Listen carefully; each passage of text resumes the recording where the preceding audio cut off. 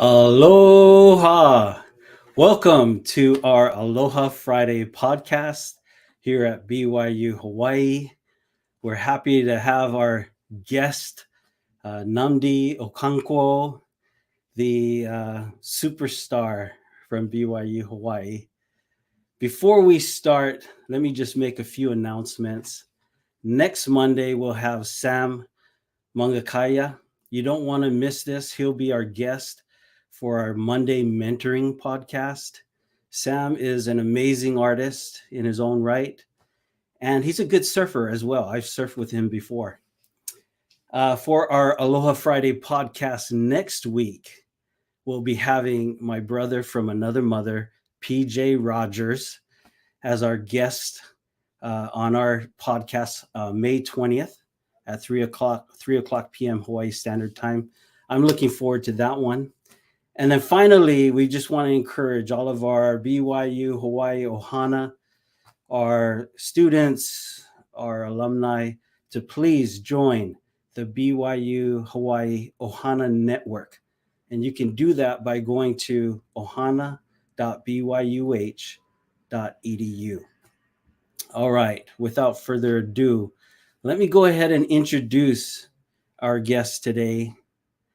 Nnamdi was born in Nigeria. Now, I don't think I need to share this because everyone knows this. Everyone knows Nnamdi.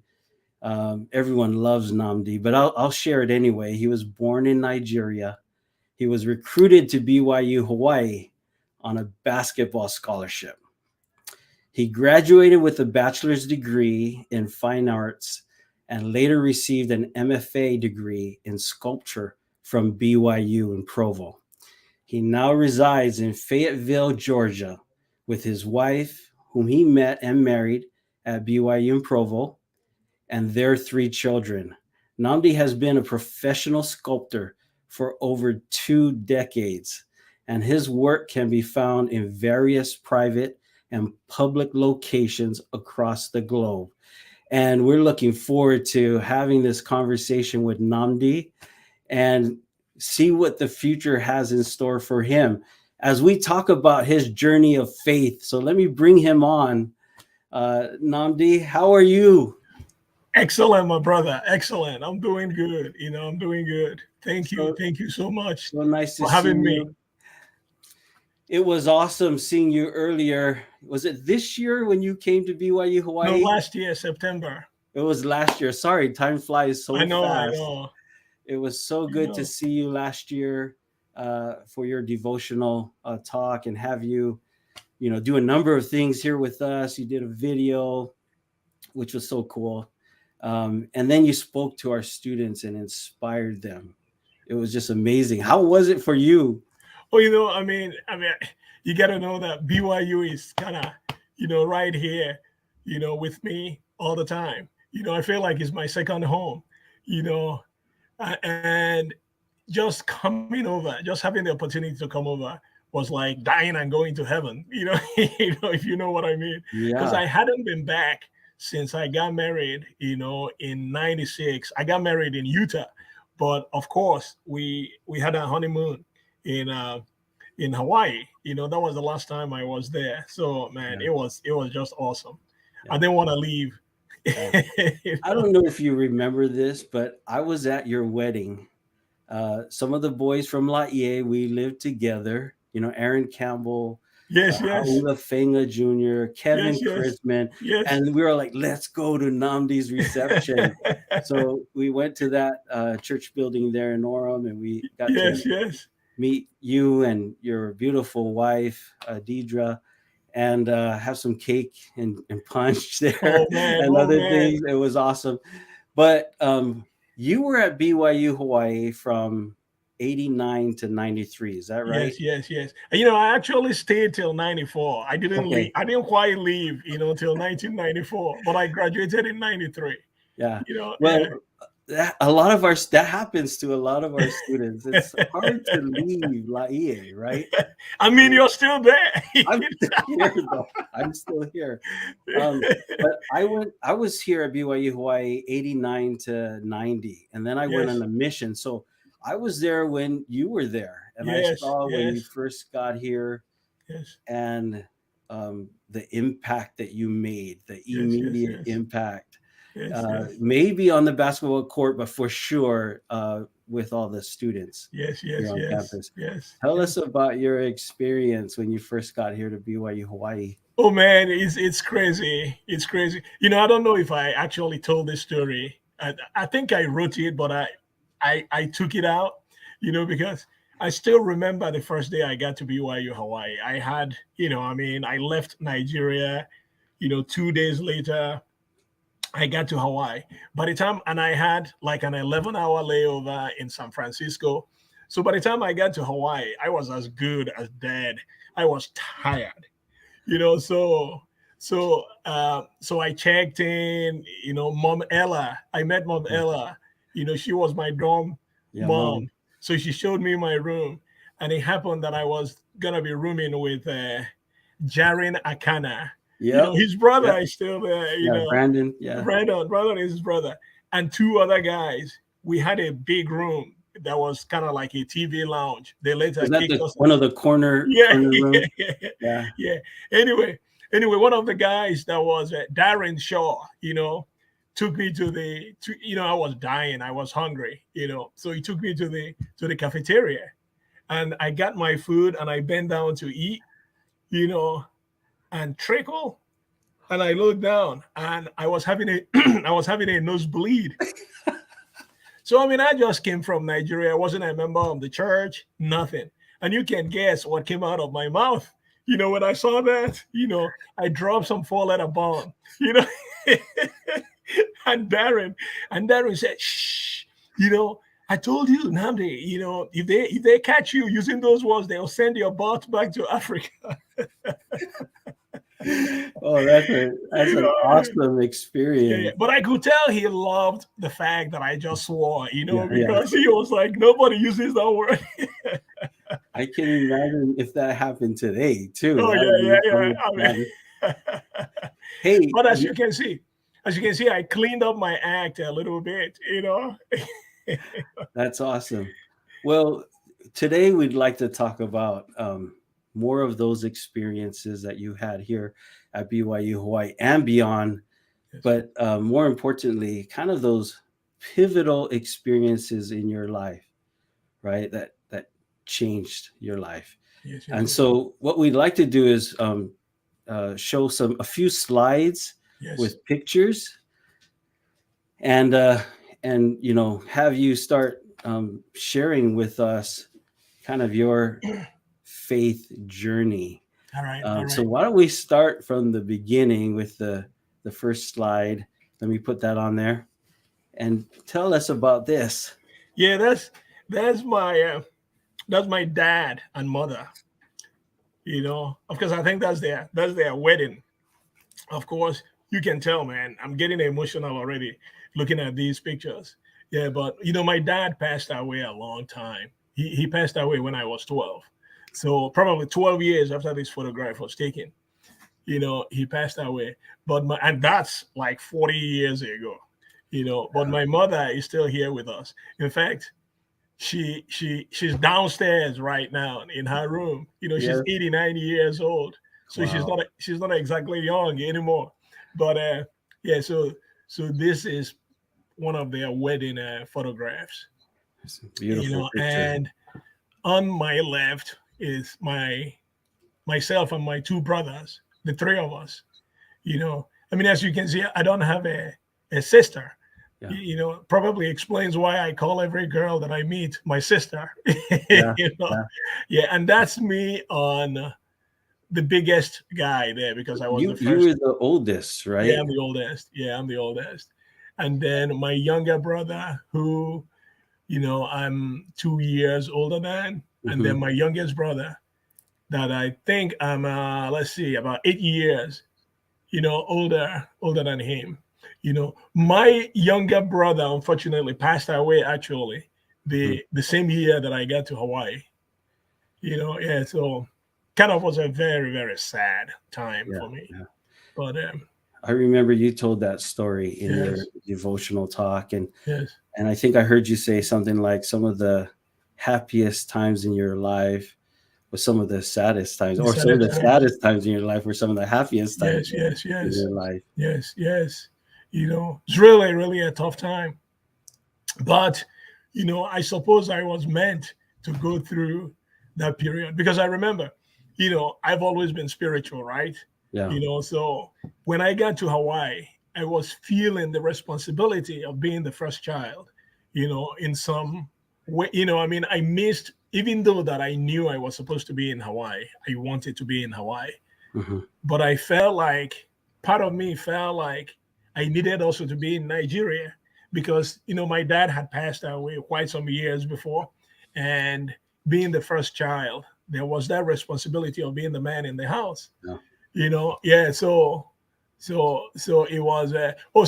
So I will, having always been spiritual, having always prayed, thanks to my mother, I will always say a prayer for my brother and my family, and I'll ask God to protect them. And I joined the church, and I know we're gonna get to that later on. But I remember asking God because I joined the church like in July of '89. My brother died in December, and I remember thinking, saying to God, "Here I'm trying to do what is right." I was praying for my brother. Why did you have to take him?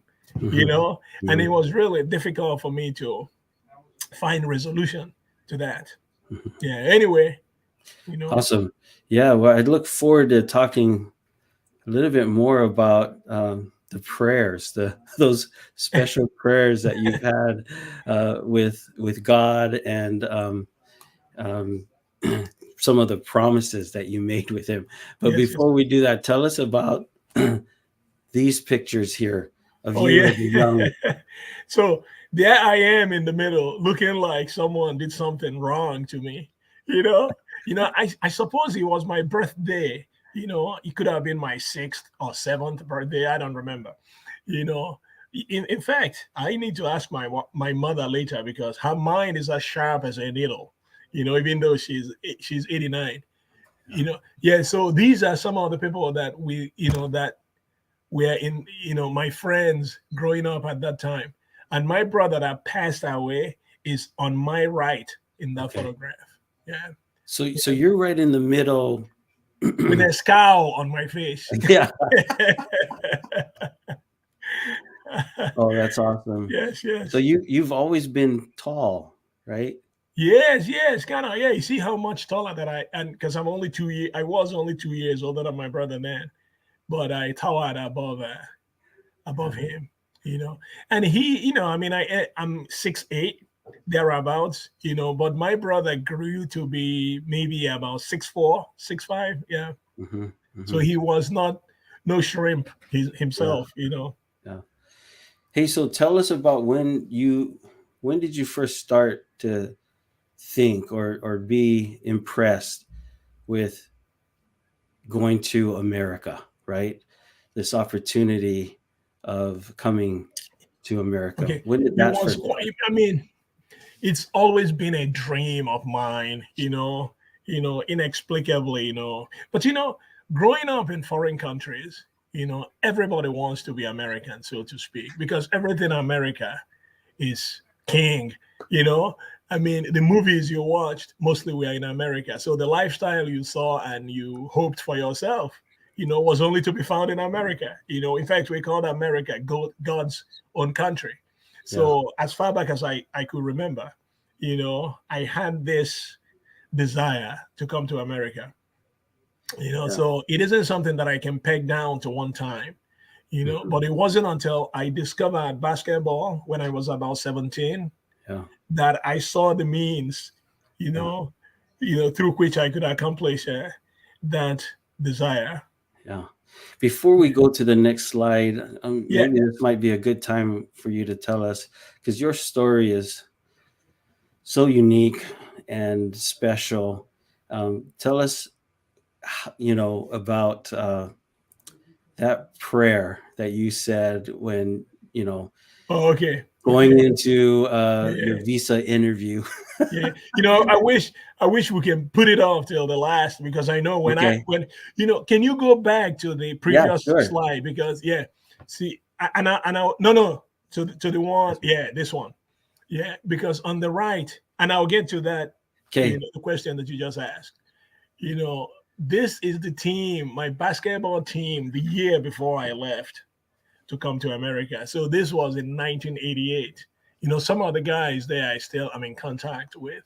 A few of them. The one that is right in front of me with Yes. so I'm the guy in the red shirt in the middle. I always like to be in the middle. I'm the guy in the red shirt. The guy in the green shirt Hmm. is also here in America. And most of these guys are here in America. But the reason I wanted to point out the guy in the green right in front of me, sitting right in front of me, is that around the same time that I joined the church, I found out that he had also joined the church. He was Wow. in Baltimore. But I wish I could tell you that he remained, in the church, because he didn't. Uh-huh. But so that's was my team the That's year awesome. before I left to come to America. So now you wanted to hear about the prayer Yeah. that I said. There were there were lots of them. There were lots of them, but I remember mentioning the one that was sort of like a turning point in my life. I was doing everything to come to America because for some reason I couldn't see a future for me in Nigeria. I felt like America was where I belonged. Some of the talents that I felt that I had, I didn't feel that I could put them to use. They weren't the talents that I felt would be appreciated in Nigeria, because Nigeria is sort of like a dog eat dog kind of place, and I was never like that, And even though I didn't really know what to expect in America fully, I felt like perhaps, if I went to America, that would be, the place that I could blossom. So I was doing everything in my power. I was working. I discovered basketball, like I was telling you, and I felt, wow, I'm 6'8", you know. And it was around the time that Hakeem Olajuwon, Hmm. was killing people in Houston, because he played for the Houston Rockets. And so coaches were looking in Africa, which that was when he actually began. Hmm. They were looking for players in Africa to recruit. So I was doing everything in my power to get better in basketball, to find the connections that hopefully will help me to come to this country, but nothing was working. And I actually, funny thing enough, I almost didn't get to BYU Hawaii, because the first player that recruited me, I don't know, for those that watch college basketball, I don't know, Mo, do you watch college basketball? You know, I think so. NCAA. Did you watch the finals between isn't it Iowa, Kansas, Kansas. Yeah. Kansas and Somalia? So one of the players, the best player on the Kansas team, his dad and I were teammates. He's Wow. not in this photograph, but his dad and I were teammates, and we were recruited around the same time. But Hmm. both of us were recruited by the same coach to go to a school in Indiana, some junior college in Indiana.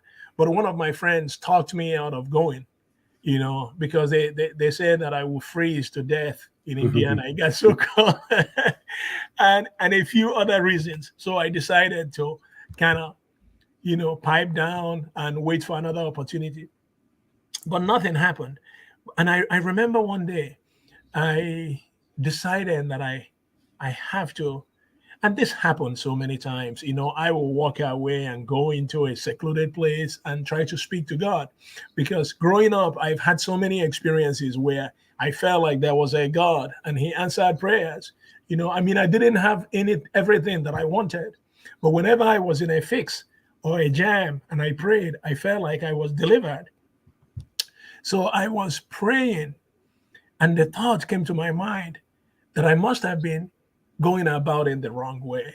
Because you see, you know, all that was in my mind was, to go to America for purely material reasons. I wanted to go to a place I could play basketball, hopefully a place that I could get a good education, hopefully a place, that will have a lot of beautiful girls, things like that.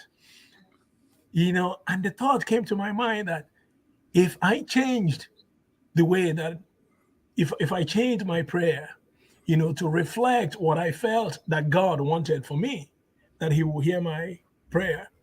So I remember that day, it wasn't in the middle of the night. I went into what I call my bush, to pray. And I said to God, please, help me to go to a place in America where I wouldn't only grow in material things, but help me to go to a place where I will not only have an opportunity to play basketball, but I will also have an opportunity to learn more about you, because that I've always had a heart that is drawn towards you. So help me to go to a place that I will learn more about you. Wow. And when I said that prayer, as clear as day, I felt that God was pleased with me, that He heard me, and that He will answer me, that it was only going to be a matter of time. So that was amazing. So from then on, I started striving without any anxiety, because I knew that it was only going to be a matter of time. So I was relaxed in the way I went about things. I was still stressed, because, I'm human. But at the back of my mind, I knew for a fact that it was only going to be a matter of time, and God will take me by the hand, pluck me up and put me in the place that I was supposed to be.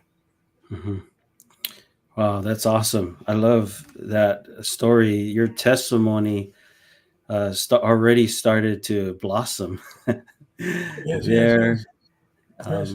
As a young boy, you mentioned your mom, taught you correct principles, Yes. and then now you're here at BYU Hawaii, right? Yes. You And finally make it. Yeah.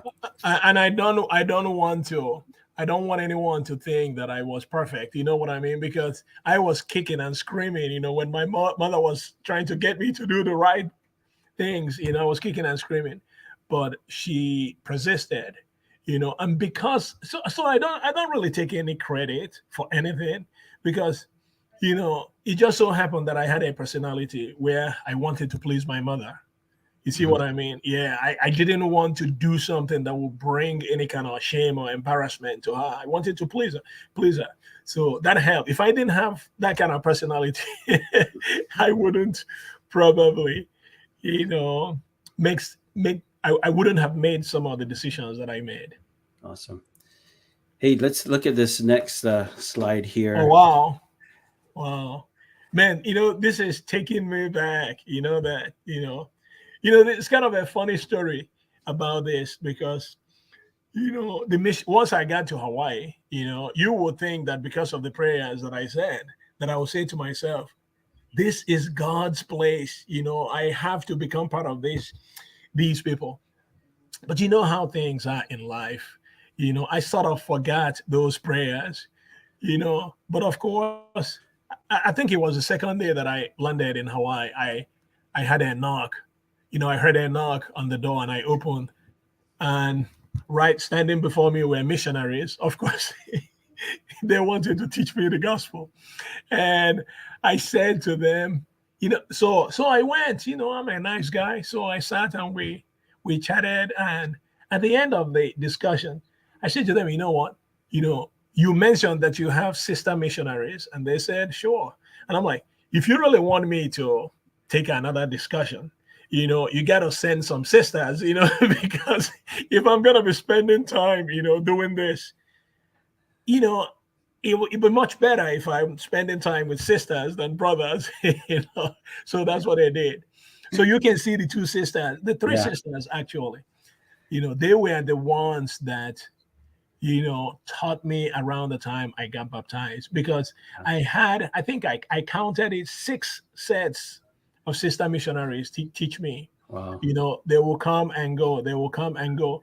But for some reason, These ones, they were about to be transferred, and we had a discussion, the last discussion I was gonna be having with them, and we had it at the library, Yeah. and I remember we were in the room and they were bawling and crying, and I was saying to them, "What's wrong with you?" And they're like, we are about to leave and we love you, and we can see that you're not taking our words seriously.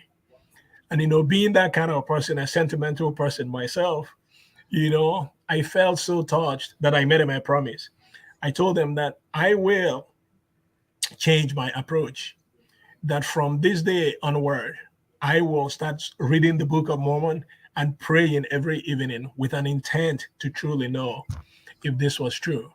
And so that's what happened. So when I started doing this and I found out for myself that it was true, it was difficult for me to come out and tell the missionaries that I was going to get baptized, because by then these guys were gone.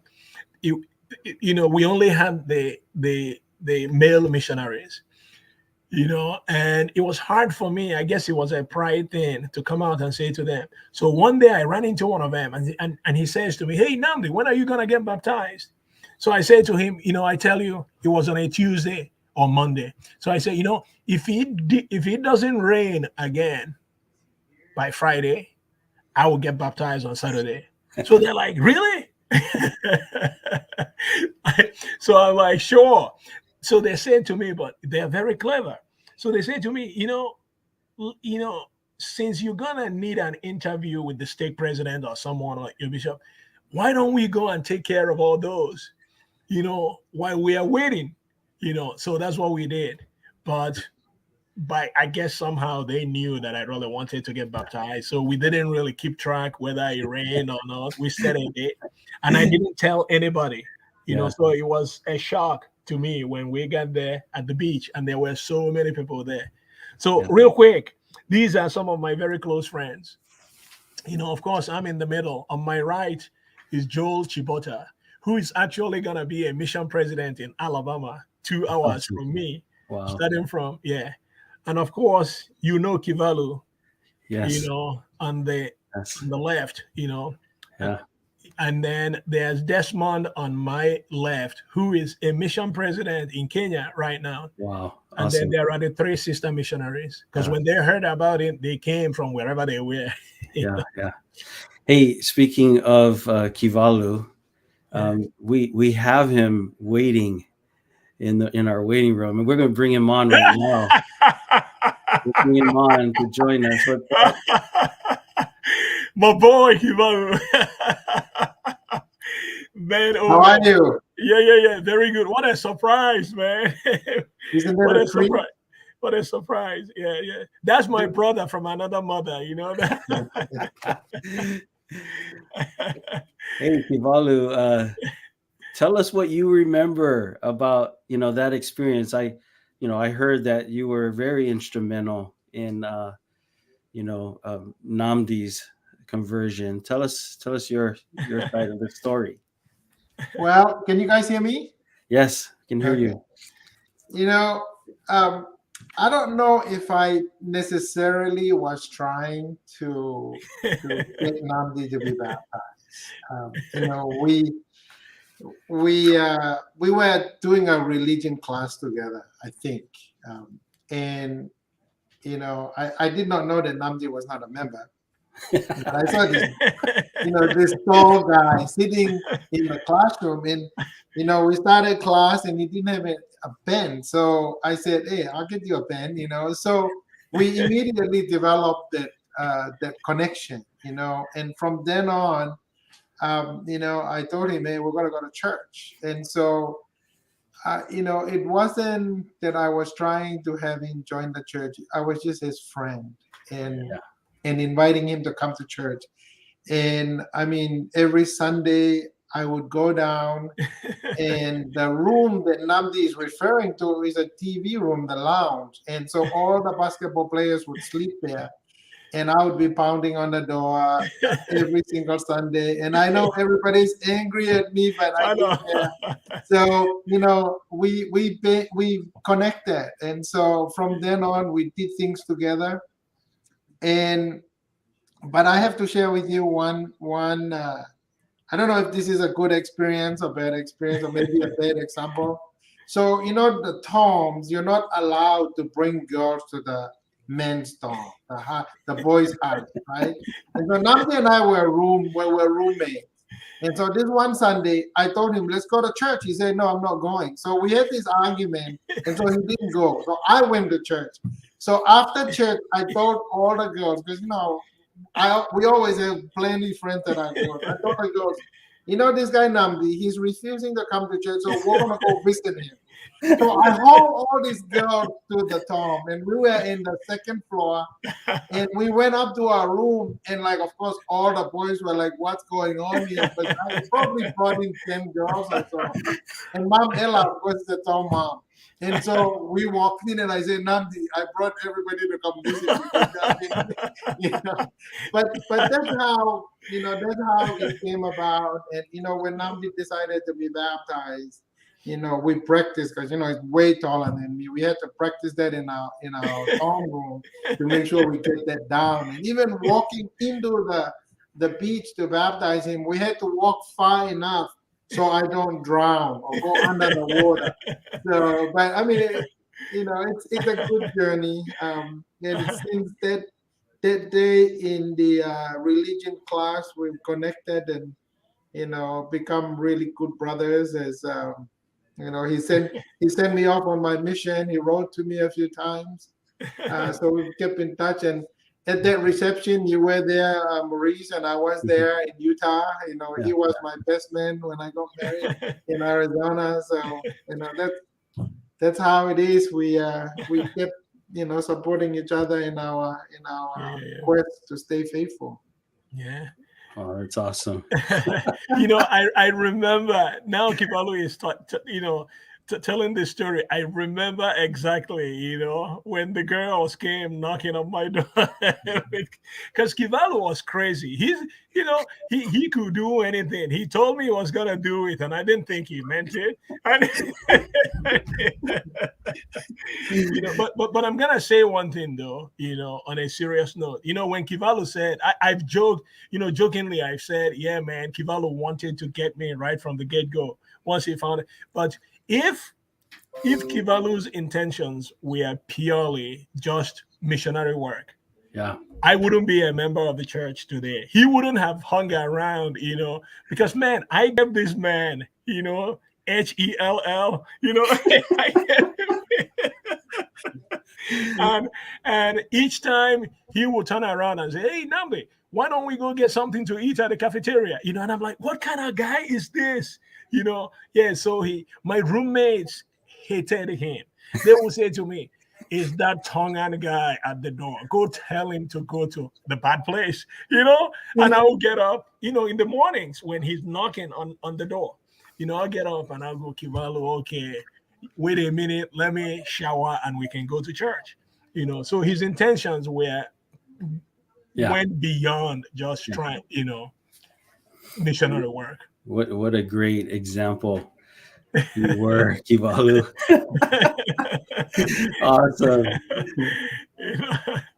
Well, thank you so much for joining us on this call. We appreciate that and hearing some of those great stories. But I think the main thing is, as we reflect back in our lives, at least for us that come from outside the United States, regardless how we end up, the Lord's hand has always been in our lives. Yes. And that's the bonding that we take. Yes. That's the bind that binds us together, Yes. And I'm grateful for that. Yes, BYU obviously, is an amazing place. Yes, and my youngest boy said, Dad, I want to go to BYU. And I said, do you want to, he wants to live in the dome. He wants to experience it, but it's a lot more, it's a place where spiritual maturity comes to fruition. That's what that place is all about. I mean, of course, education is super important, very, very important. but that's the place. Yeah.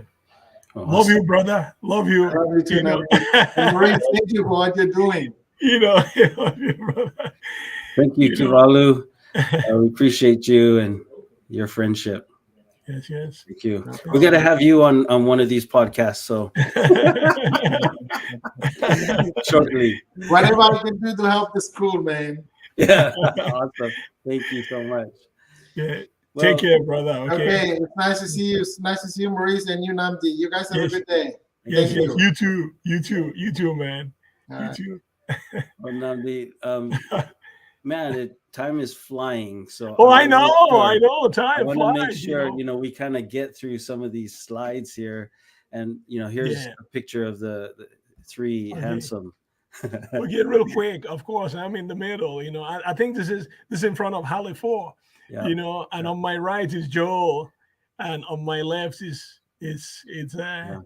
Desmond, yeah. You'll probably be a mission president here soon. You know, I don't know if I want that. But they are good guys. You know, without them too, it would have been hard for me to have become a member. You know, because I could relate to them. They were from Africa, like I was. And they were sort of, keeping me in line. It's awesome.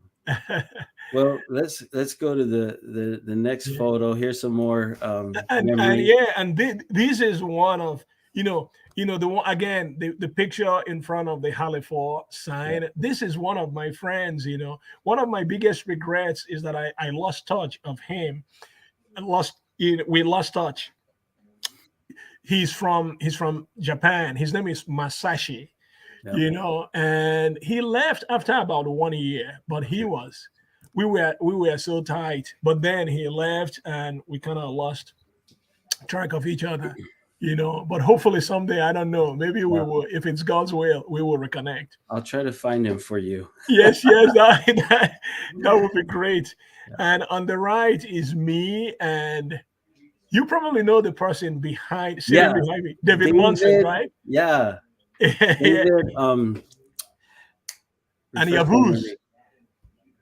His parents. In fact, he was in my home ward, like 6th ward.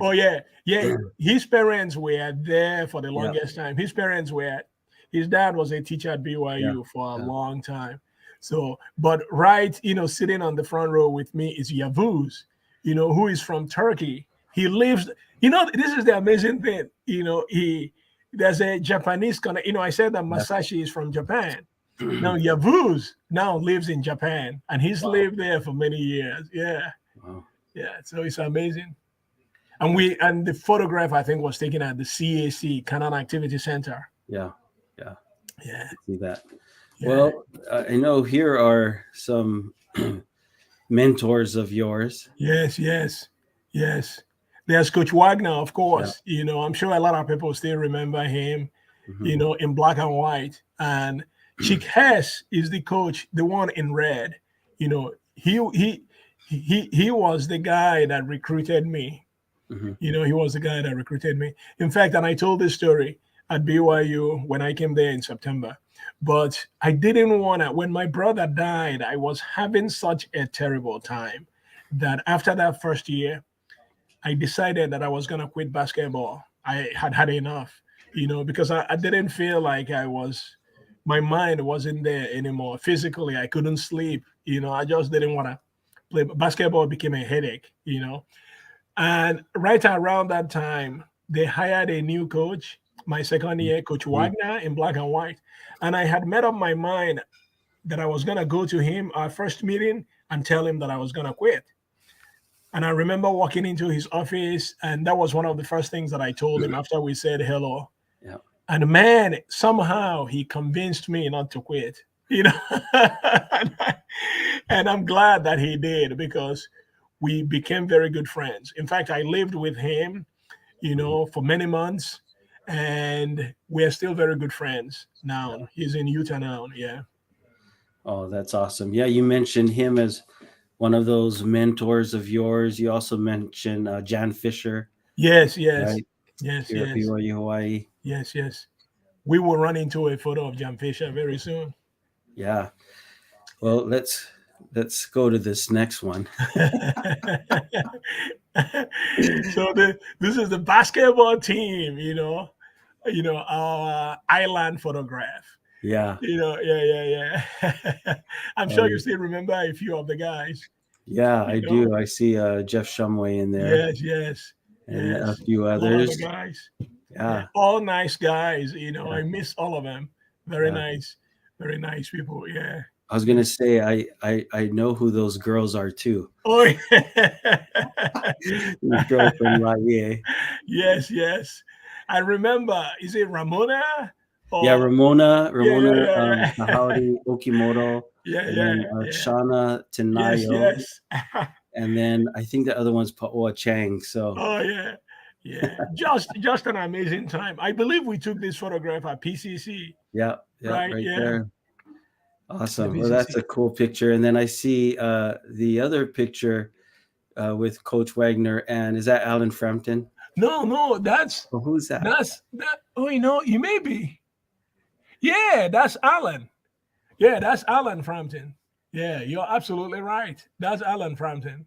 Awesome. Yeah. I think Alan was graduating because I think he Yeah, graduated a year before me. It must be. I don't remember. he has all the Yeah, blaze. but that was at CAC too. Oh, Awesome. CAC. Awesome. Yes. All right. So here's the And now. these are the old guys getting back together. That's amazing. That's amazing. So there's Alan Frampton, Yes. next to Todd Crow, who is wearing red, and there's Uh-huh. Shumway in front of Todd Crow, and there's Trevor Larson, in Uh-huh. front of Coach Coach. Wagner, and then there's me. Yeah. We met up. I think it was after I came back from Hawaii, last year. Yeah, we had a little get together in Provo, and yeah, you can see us sitting for dinner, in Shumway's home. Yeah. Yeah, most of the players. That's It was a awesome. great time. It was great. Some of them I hadn't seen in 20 years, so it was great to see them. Yeah. What a great reunion. Yes. All right. Yeah, and these are some of my great mentors too. Let me begin on the left is Tomu, Yeah. who is living still in very close to the campus. I saw him when I came, Awesome.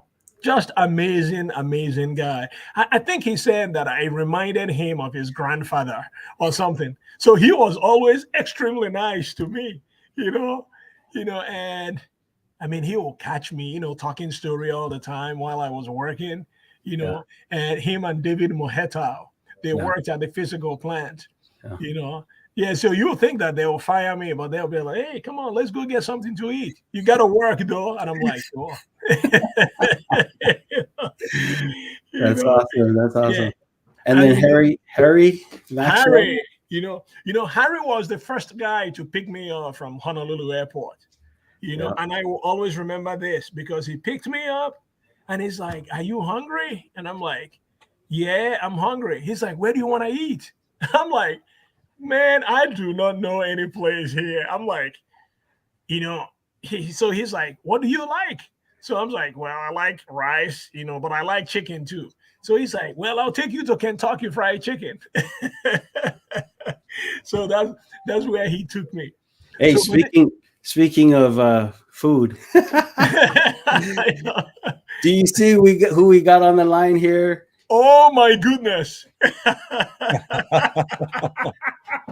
How you doing, Oh Jeff? my goodness. My goodness. He will tell you the story about that. He will tell you, hey, Shumway,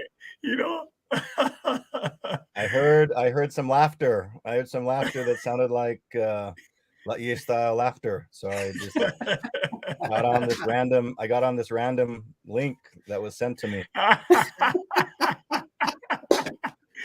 You guys are good, man. Yeah. You want to hear that story? You want to hear that story? Yes, please. Yeah, tell him that story. Okay, so Nnamdi and I were roommates on a number of basketball trips over the years. I played with Nnamdi for three years. So we were rooming together, or we were hanging out together when we were in the national championship in 1992, right in the tournament in Kansas City. And I was a history major and Nnamdi was an art major, so Nnamdi said, "Hey, let's go to the museum. There's the Nelson Atkins Museum in Kansas City is world famous. It's so I went with Nnamdi, and I'll tell you what, it was like having a tour guide because Nnamdi knew all the artists, and it was a real treat for me because I'd been to, I guess, Bishop Museum and some other museums, but I hadn't been to a ton of museums, so it was a real treat. And I remember distinctly, we came into one big room, exhibit room, and Nnamdi, right when he came in, he said, "Oh my goodness."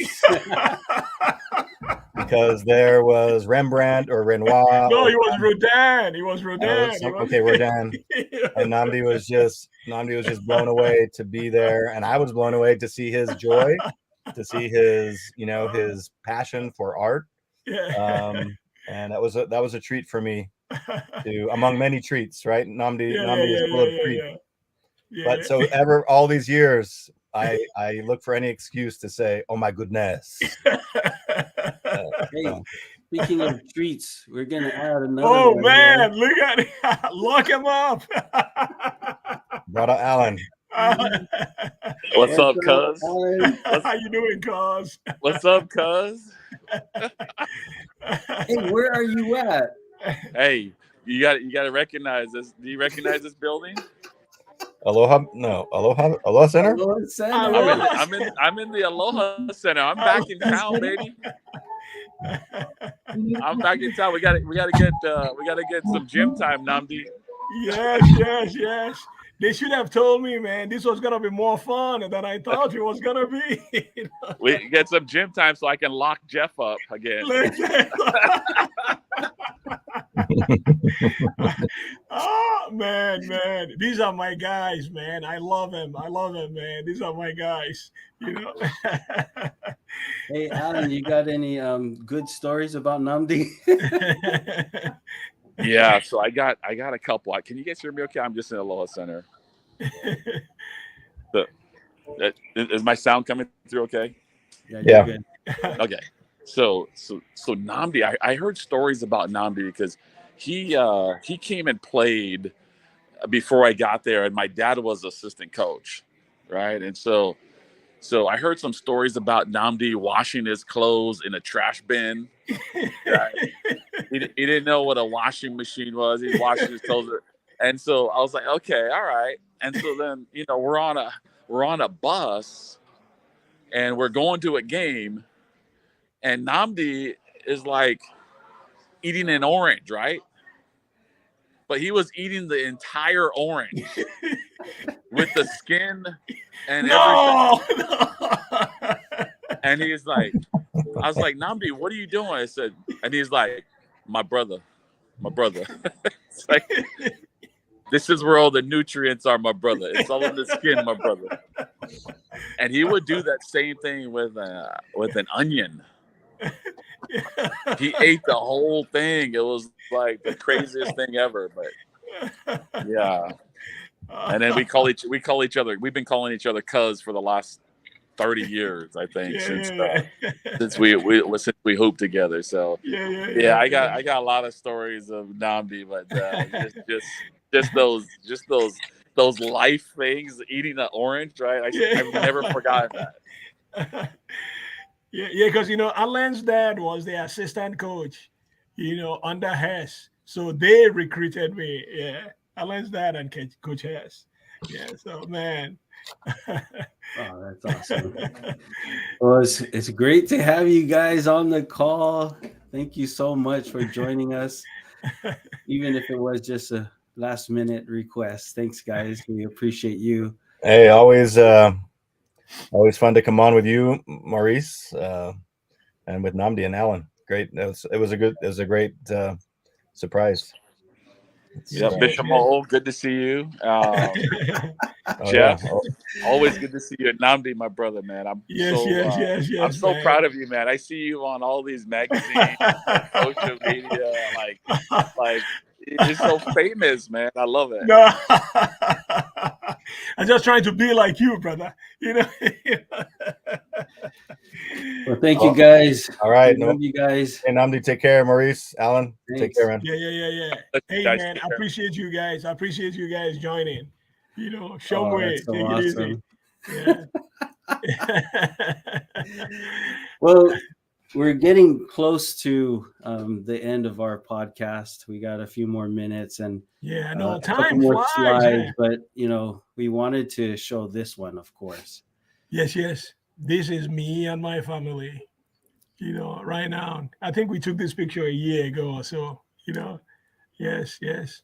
What a beautiful Yeah. family you have. Yeah, my kids are all great. You know, if they listen to me a little more, they will be greater. You know, and my wife is one in a billion. You know, Yeah. without her, there's absolutely no way that I could be doing anything that I'm doing now. Yeah. So God, God knows our desires. And if we do our very best, He blesses us with the things that we need. Mhm. To be who we say we've always wanted to be. Mhm. And I think in the family that He has given me and in my wife, He's shown me that is true. That is true, because I've always wanted to be an artist. I've Mhm. always wanted to be an artist, and I didn't know how difficult being an artist could be.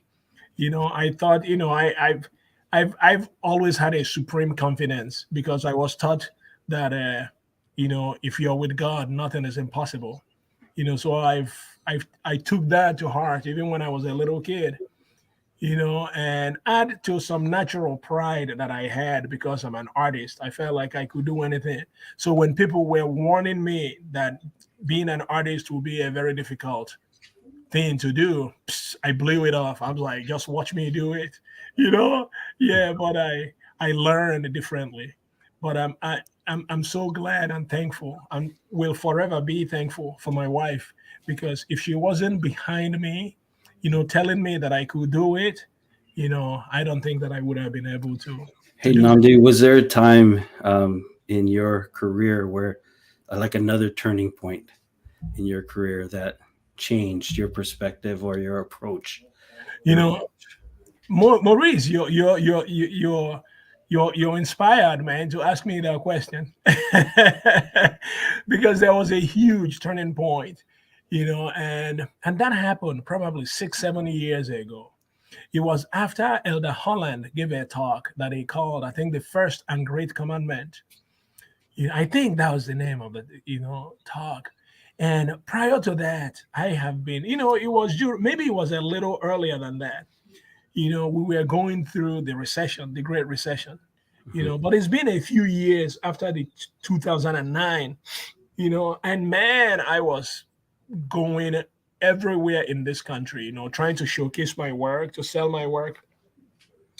And although I was seeing a lot of miracles, it was like one heartbreak after another, one disappointment after another. At a point, I started questioning my decision to be an artist. I started wondering, did I go astray somewhere? Is this really what God wants me to do? And I remember one particular incident that I'll speak of shortly, that I was driving home from one of the shows that I went to that I did not sell one thing. And I was wondering, where are we going to have the money? How are we going to have the money to pay the mortgage, to take care of my young kids? And I came and I decided that when I got home that I would tell my wife that I'm going to go and get a job. I'm tired of trying to make it as an artist. So I got home, and after I settled down, we talked, and I told her, I came out plainly, and I said to her, I'm going to get a job. I'm tired of this. And her reply blew me away. And she said to me, it will be over my dead body that you will get a job. She said that when it came to that she would go get a job. And mind you, she was an accountant. She was making a ton of money. When she decided, after we had our first child, we decided that she wanted to be a homemaker, that she needed to stay at home to take care of the kids because of the trust and faith she had in my talent that truly I was born to do what I said that I wanted to do. So she's been supporting me through these years and to that point, and I was feeling so bad and the sacrifices that she was making when I said to her, this is too much. I have to go get a job. And she said, no, over my dead body. So that was a turning point. But also real quick, around that same time, probably a little after that time, I reread because it didn't hit me when I heard it, in the general conference, in his general conference address. But when I was rereading that talk, there was a concept he explained, and I don't think he meant for his talk to be taken like that. But the Spirit told me that he was speaking to me. He spoke about, when Peter and the other disciples went fishing, after Christ died, they returned to their old ways. And when Christ came and saw them fishing, he said something to the effect, did you not know me after I've spent this much time with you? Did you not realize that if I needed fish, I can give you fish? But what I needed were disciples. That's what I need. I need people that will carry my name forth, that will be examples for me. Man, it hit me so powerfully. I started, because I've had so many miracles, and I was still worried about where I was going to make my next paycheck was going to come from. And I decided that I'm going to take that to heart, that right from then onwards, I'm going to quit worrying about money, because God has shown me so many times that he could provide for me. I'm going to now start worrying about being the kind of person that God wants me to be, of truly becoming a disciple of Christ. Wow. So that was the greatest turning point of my life, because it seemed that the more that the less I worried about money and worried about doing what God wanted me to do, the better I did overall, including financially. Mm-hmm. If we had more time, I would have elaborated. I know I'm long-winded, but there's still much more, but I can't. You have always been an inspiration to many. You have always, put God first and let him prevail in your life, especially in your artwork. So here's last slide that I wanted you to tell us about. But one thing that I was really impressed with was that you mentioned once that you have a concept in mind, but you don't really know what you're gonna create until you actually put your hands on the clay. I let the Spirit guide me. But it was only after I labored, and learned the skills and came to the conclusion that on my own I couldn't really do anything. So I had to learn by experience that the best approach is to let God be the power that works through me. And I even say it to anyone that wants to listen, the greatest talent that I think I have is the knowledge that I have that I cannot do it except if God does it through me. Mm-hmm. And it's exciting because I think the sky is not high enough. You know how they say the sky is the limit? Mm-hmm. Because with God, there are no limits. And if it is God actually who is going to be working through me, that's not going to be a limit. You know what I mean? So when I think of these things that the gospel seeks to teach us, it gets so exciting. Even as I'm talking with you right now, I want to just go to the studio, because I don't know what God may decide. This is the time that is going to do, something that will be world changing through me, because I know on my own I couldn't do it. Yeah. I couldn't do it. Well, I know one day we're going to have one of these art pieces, one of your inspirations here on our campus to help describe the diversity and unity that we have here. Yes. I love that idea. But yes.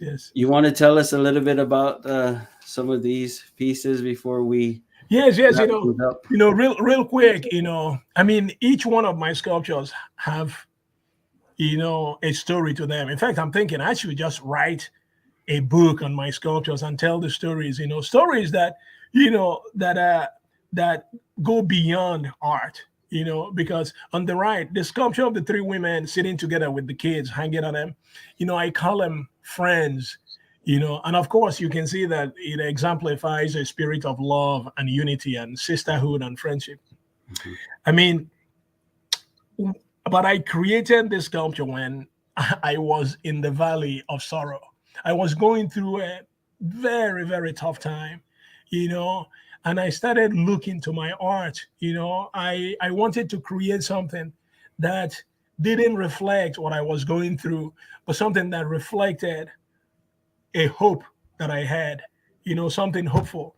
And there was no way I had this concept in my mind. I just started playing around with my clay, and a maquette, a small version of this came out.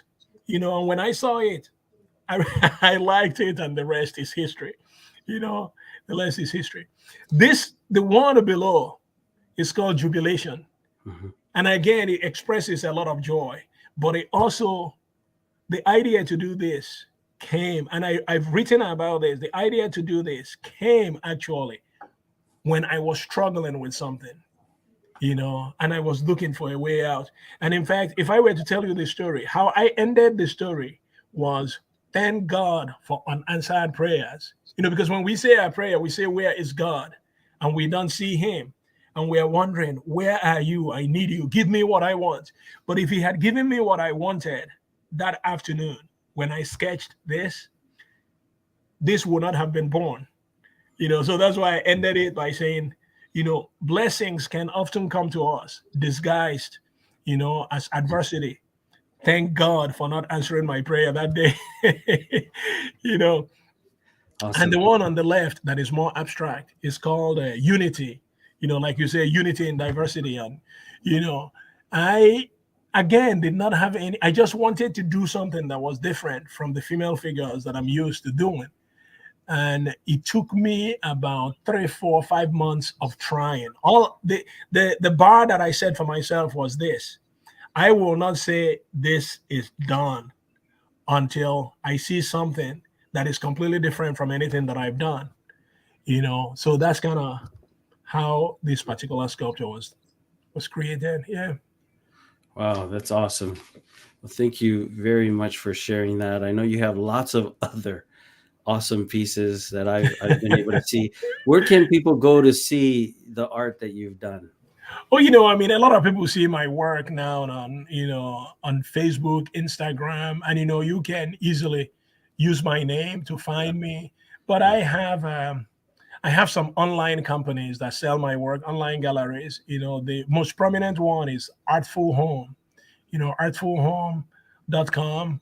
Yeah. And also I have a website which people can find easily with my name, Yeah. Yeah, so Yeah. Follow Nnamdi on Instagram, Nnamdi Art, or yes. at Nnamdi Art, Yeah, right? yeah. Well, Nnamdi, thank you so much for being with us today. We loved having you here. You are an inspiration to all of us, our alumni, current students. I know you're helping current students as well, and our future students that come here. You'll be an inspiration. So I got one more question. So will you, if offered, will you work here as an art teacher? I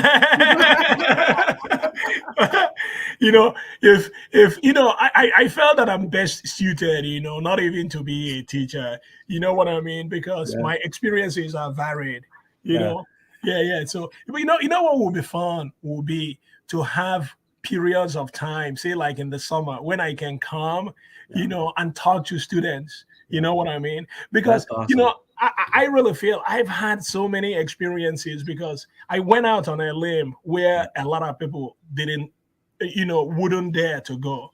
And I thank the Lord. And I'm saying this from a very humble place. The Lord taught me so many experiences that the only reason I was able to learn was because I didn't cut and run. You know what I mean? And I feel that it would be great to have avenues, to share with other people, because people tell me something cannot be done. I tell them, nothing truly is impossible with God. Nothing truly is Thank impossible. you. Thank you. Well, before I let you go, let's look at a few comments that was posted. How's this one from Perry Christensen? My man. Hey, tall guy, there are some light bulbs in the Aloha Center that need to be changed. I love that. Thank you, Yeah, Perry. See, Perry and I worked at the physical plant. Yeah, Perry also shared some of his stories really? at our last appreciation night about Tom Nayata and David Mohita. So thank you, Perry. Oh, I love we Perry, love you. man. I love Perry. Let's see who else we got here. We got Lide Rama. Thank you, Lide, for tuning in. Oh my goodness.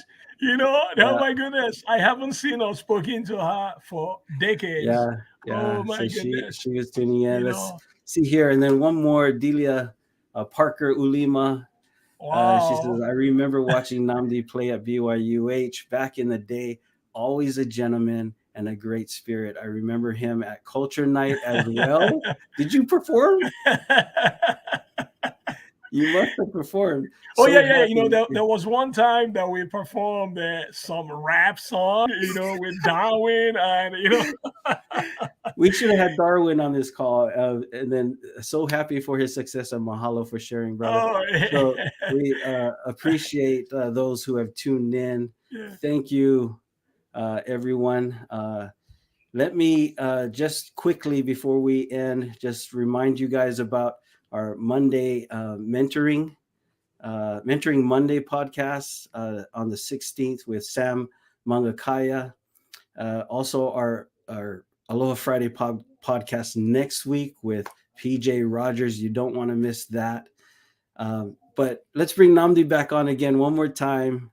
Nnamdi, we love you, brother. Oh, love you more. Love you guys, man. This has been a treat for me, as you can tell. I thoroughly enjoyed myself. Hawaii is always going to be some kind of home for me. Yes. You have a home here with us anytime. So I'm just waiting for you guys to build it and hand me the keys. Okay. Thank you, Nnamdi. We love you, brother. Thanks for love you too, today. Brother. Okay. And thank you, everyone. We'll see you next week. Yes.